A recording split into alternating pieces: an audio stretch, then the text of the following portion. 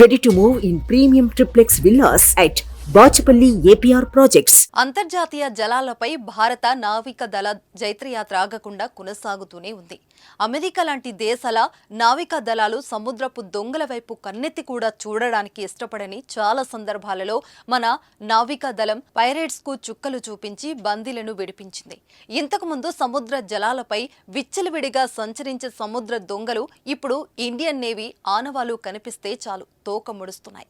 సముద్రపు దొంగల బారి నుండి కాపాడే క్రమంలో బందీలు శత్రు దేశం పాకిస్తాన్ కు చెందిన వారైనా సరే మన నేవీ ముందుకు ఉరికి కాపాడుతున్నది. తాజాగా సముద్రపు దొంగలు హైజాక్ చేసిన ఎంవి రూయేన్ వాణిజ్య నౌకను అందుబాటులోకి 17 మంది సిబ్బందిని విజయవంతంగా కాపాడి ప్రపంచం దృష్టిని మరోసారి తన వైపుకు తిప్పుకున్నది. ఆ దృశ్యాలు ఇప్పుడు నెట్లో వైరల్ గా మారాయి.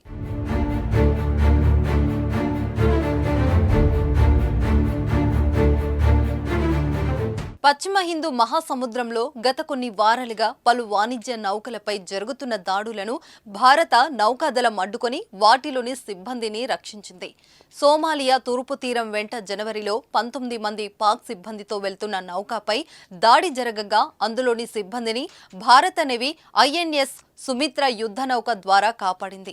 జనవరి 5న లిబేరియన్ జెండాతో అరేబియా సముద్రంలో వెళ్తున్న నౌకను హైజాక్ చేసేందుకు సముద్రపు దొంగలు ప్రయత్నించగా దానిని మన నౌకాదళం అడ్డుకున్నది. కీలకమైన సముద్ర మార్గాలను దృష్టిలో పెట్టుకుని భారత నౌకాదళం ఫ్రంట్ లైన్ నౌకలు నిఘా విమానాలతో సముద్ర భద్రతను బాగా పెంచింది.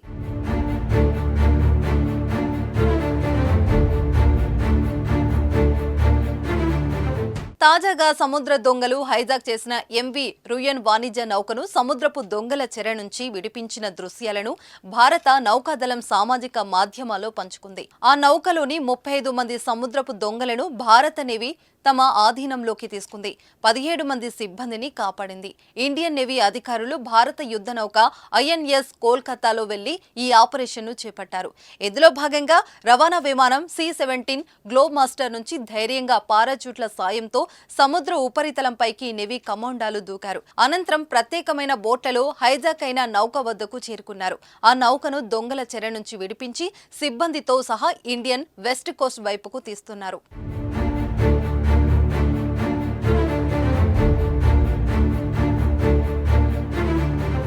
ఇండియన్ నేవీ విడిపించిన ఈ వాణిజ్య నౌక 8 కోట్లకు పైగా విలువైన 37,800 టన్నుల సామాగ్రితో ఉంది.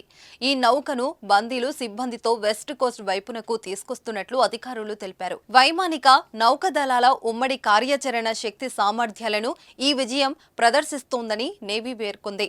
అంతర్జాతీయ జలాలలో శాంతి స్థిరత్వాలను బలోపేతం చేయడం సహా పాటు దోపిడీని అడ్డుకోవడంలో భారత బలగాల నిబద్ధతను చాటుతుందని చెప్పింది.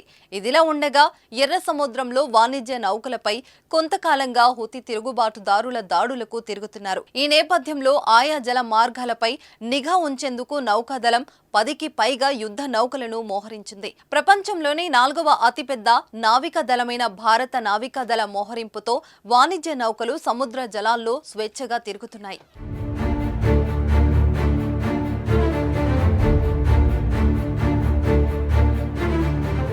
సుమన్ టీవీలో మీ పర్సనల్ అండ్ బిజినెస్ ప్రమోషన్స్ కోసం కింది నెంబర్కి కాంటాక్ట్ చేయండి.